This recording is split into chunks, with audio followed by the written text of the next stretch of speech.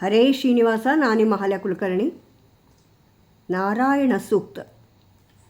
अथ नारायण सूक्तम्। ॐ सहस्रशीर्षं देवं विश्वाक्षं विश्वशम्भुवं विश्वन्नारायणं देवमक्षरं परमं पदं विश्वतः परमानित्यं विश्वन्नारायणगुं हरिं विश्वमेवेदं पुरुषस्तद्विश्वमुपजीवति पतिं विश्वस्यात्मेश्वरगुं शाश्वतगुं शिवमच्युतं नारायणं महाज्ञेयं विश्वात्मानं परायणं नारायणपरो ज्योतिरात्मन्नारायणः परः नारायणपरं ब्रह्मतत्त्वन्नारायणः परः नारायणपरो ध्याता ध्यानं नारायणः परः यच्च किञ्चिज्जगत् सर्वं दृश्यते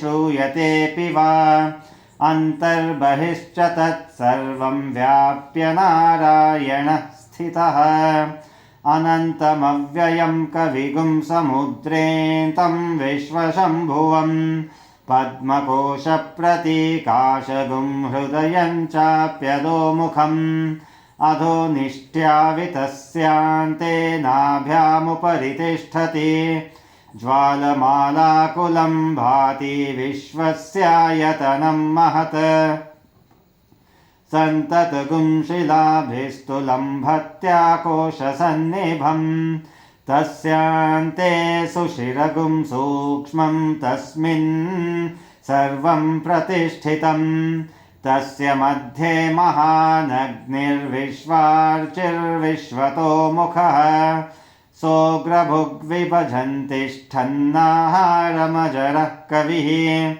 तिर्यगूर्ध्वं मदश्यायी रश्मयस्तस्य सन्तता सन्तापयति स्वन्देहमापादतलमस्तकः तस्य मध्ये वह्निशिखा अणियोर्ध्वा व्यवस्थितः नीलतो यदमध्यस्थाद्विद्युल्लेखे वभास्वर नीवारशूकवत्तन्वी पीताभास्वत्यनूपमा तस्या शिखाया मध्ये परमात्मा व्यवस्थितः स ब्रह्म स शिवः स हरिः सेन्द्रसोऽक्षरः परमस्वराट् ऋतगुं सत्यं परं ब्रह्म पुरुषं कृष्णपिङ्गलम् ऊर्ध्वरेतं विरूपाक्षं विश्वरूपाय वै नमो नमः नारायणाय विद्महे वासुदेवाय धीमहि